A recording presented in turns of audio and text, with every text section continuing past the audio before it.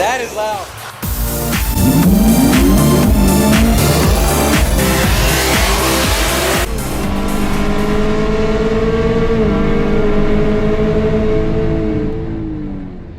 What is going on, guys? Welcome back to the channel. Welcome back to another video. And today, guys, we are gonna bring you guys along on a one-take video driving the 6-speed manual CT5V Blackwing and just kind of giving you guys my thoughts on this manual transmission and just how amazing it is. Go through the rev matching and what that does, how that sounds and looks when you're in the car.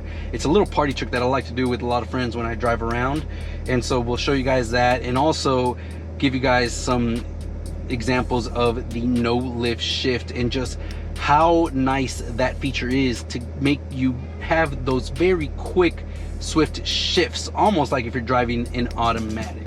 So let's go ahead and get on the road and show you guys what I mean. Now, right now, this car, every time you start it up, it is gonna be in the rev match feature off. So if you want rev matching, you basically have to remember to turn it on every single time.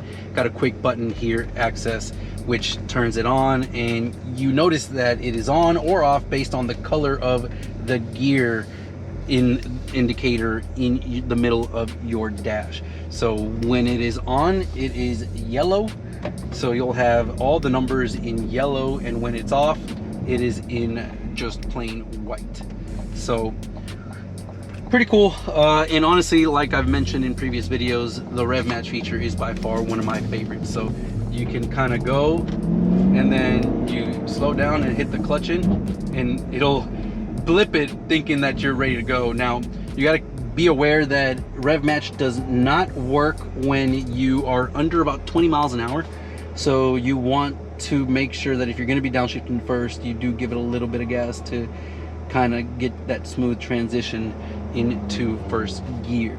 It has happened to me quite a few times where I am downshifting with the rev match feature and I think that I'm going to go into first with the rev match active, and lo and behold, it doesn't get active, and you know, you get that jerkiness down in the bottom. But I mean, the transmission, guys, it is super smooth, shifts like butter. I mean, very notchy. This shifter is very notchy, so you never really have to really think about where the shift is going to go. Honestly, very smooth. And with the rev match feature on, I mean, you can just put it into gear and not really worry about it. I mean, honestly, really a great feature. So for daily driving, I think this is by far one of the best manual transmissions that I've ever driven daily in traffic, and even on the highway. I think it's a really good pairing with the LT4 because you do get enough power to where when you're on the highway and just cruising, you really don't have to downshift to, you know, move around and work around cars. If you need to pull over a lane and pass cars up, you can do so without needing to make so many shifts or downshift to get into that power band. I mean, we're in 5th gear, 70 miles an hour, and I mean, it is easy to just accelerate, hard throttle, and move around on the car. So honestly, by far the best of the best here. Now you'll see here, you know, you're in 6th gear. Let's say you want to do a little party trick for your friends. You can literally just put the clutch in and go, and boom, you're in 2nd.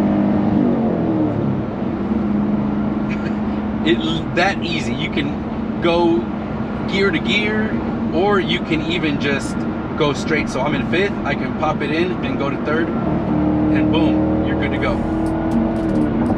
It is very easy to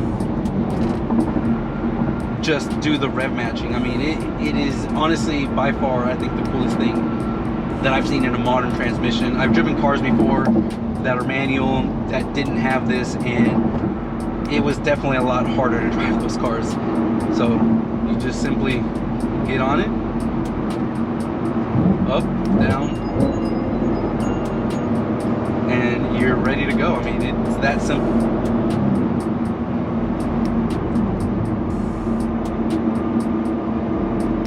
Comment down below, what do you guys think of rev matching? Is that something that you guys would do if you have the opportunity, or would you guys prefer to do the heel toe and all that stuff yourselves? I think personally the rev match feature is by far the best thing that you can use. Now, with that being said, I know a lot of you guys understandably would want to keep that feature off and do it yourself per se, which is, it's fine. Everyone has their own preferences, their own thoughts on how they like to do things, and I totally understand. Now, my thought process on all this is, why make things harder than they have to be, right? There's no reason to make things a lot harder than they need to. So, with that being said, as we pass a police officer, which actually I don't know what they're doing, but we're gonna keep driving here. And as you guys can see, I'm in 6th gear, driving normally, you know, cruising along, no issues whatsoever. If I need to accelerate, obviously flooring it here is not gonna accelerate fast. It kind of will lug the engine, which is not something you want to do, but it will still like part throttle if you need to pass cars up. I mean, it will go. Barely any throttle there, and we were already a few miles over acceleration wise. So by far, honestly, this thing paired up with that big engine has a lot of power, a lot of good stuff with it. So we'll go ahead and try to show you guys, get to a safe area here to show you guys the no lift shift feature. But it is by far really nice. And so here, let off the gas, go 5th. And I mean, you can literally go back and forth and play with these gears. That's the funnest part about it all. And if you let off the gas, anywhere between 2,000 and 3,000 RPM, you will start hearing some crackles and pops. Now, I'm not sure if you guys will be able to hear them, but you can clearly hear inside the car in person the exhaust start to pop.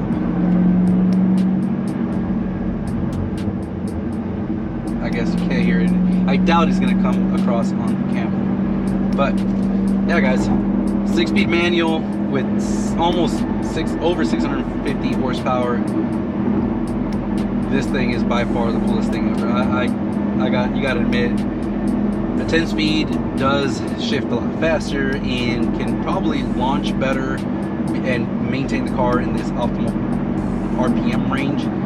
But the 6-speed is, with all the features that it has, the no lift shift and all that, can probably be almost just as fast, if not faster, with someone that got some skilled 6-speed driving, shifting with this no lift shift. So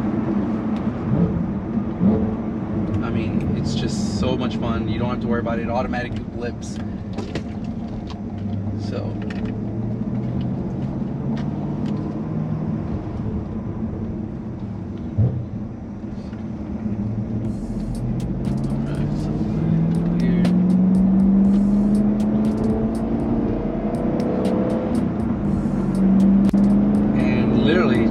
the shifting through the gears is so smooth.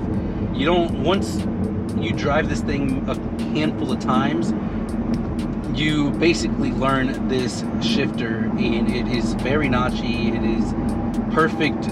You don't even have to look down. I mean, honestly, this thing is really easy to drive and to learn. Other shifters might not have that notchiness, so trying to get it into that right gear that you want to is probably not ideal. But in this thing, it is perfect every single time. So we'll go here into 3rd and then go to 2nd. And so in 2nd gear, you just floor it, and then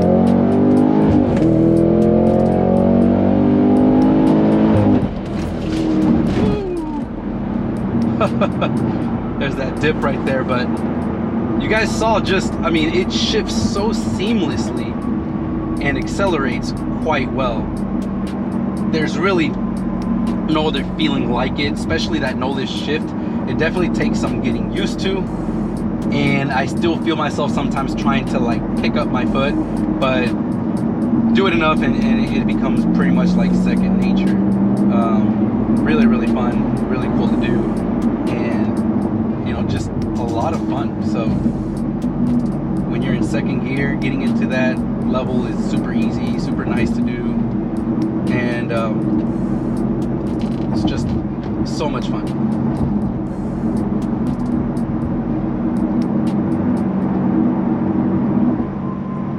And I mean, driving it around, I mean, I'm in fourth gear, 60 miles an hour. The gearing on this car is actually pretty nice, especially for doing any kind of launching or things like that. Now, I have not tried launch control in this car just yet. Really, the only thing I've tried is the no lift shift feature. But launch control with this thing, first gear is pretty long. I mean, first gear can go all the way up to 56 miles an hour, I believe, which is quite a bit. So right around here, it can go up this fast in first gear. Second gear goes to 83 miles an hour, and then third gear will actually go all the way up to, I believe, 113. So the gearing is pretty nice, so that you don't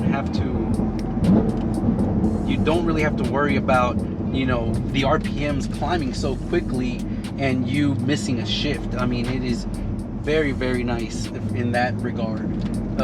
You literally just have to kind of keep an eye on it. The car's PS4Ss that it has are actually pretty nice.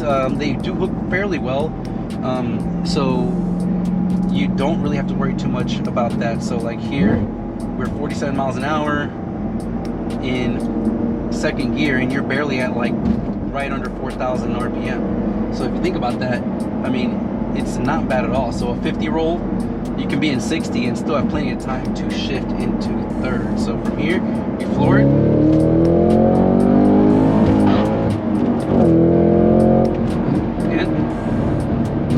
Again, still need a little bit of practice. That time it actually, I didn't shift it in properly enough, and it almost tried to go into first gear, and you heard a little grind. Luckily, this thing, I still had the clutch all the way in, and you grind a little bit, but nothing too crazy. And you can kind of do what you got to do there, but still, it takes a lot of practice, guys. The second and third shift, it's a matter of having the hand positioning right to get in there. Obviously, you're trying to shift very quickly. Sometimes you're going to push it in without letting the car, without letting the shifter kind of go into its natural position. So you have to try to kind of be at an angle almost. So that's kind of hard to do. But obviously, practice is going to make perfect, and as long as you're not forcing it and jamming it in there, and then you have what's called the money shift.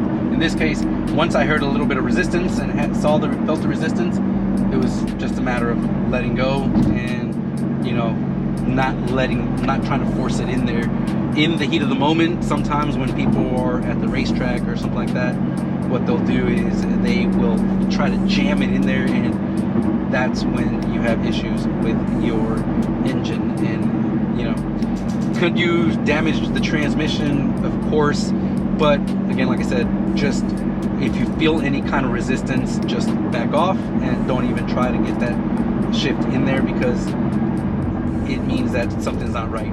The transmission is so smooth that the shifts should just go right into place, and if the moment you have any little resistance, just back it off. So we'll try that one more time here for you guys, and I think that will end it for us. So we're starting to see a little bit of rain here, so we'll come back around.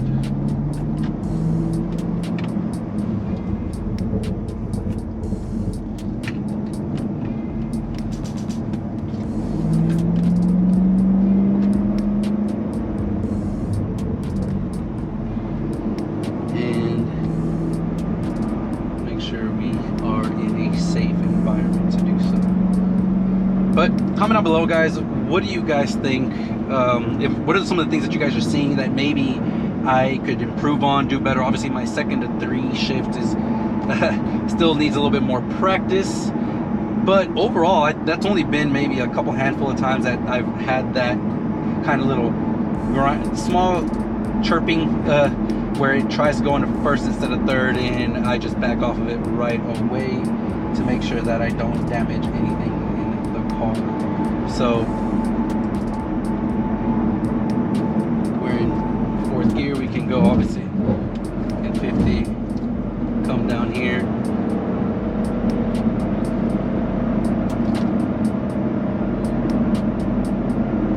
We've got these tips here, so we don't want to be anywhere near these tips here. But we go ahead and try this one more time. Ready, set, go. There you go.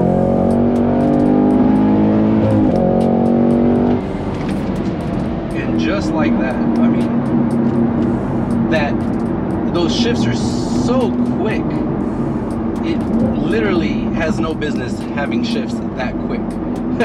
I mean, for a 6-speed manual, I mean, it almost feels like you're driving an automatic. It literally does. It feels like you're driving an automatic.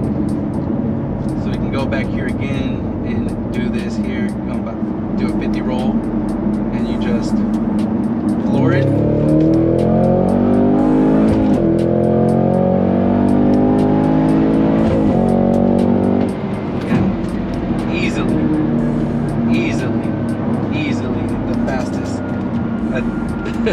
I mean, it doesn't get any smoother than that when it comes to shifting, guys. It's a little blip, just like an automatic.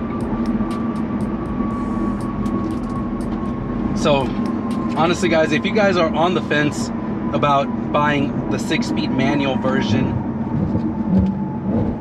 of this car, do not hesitate one bit. You guys will love this thing.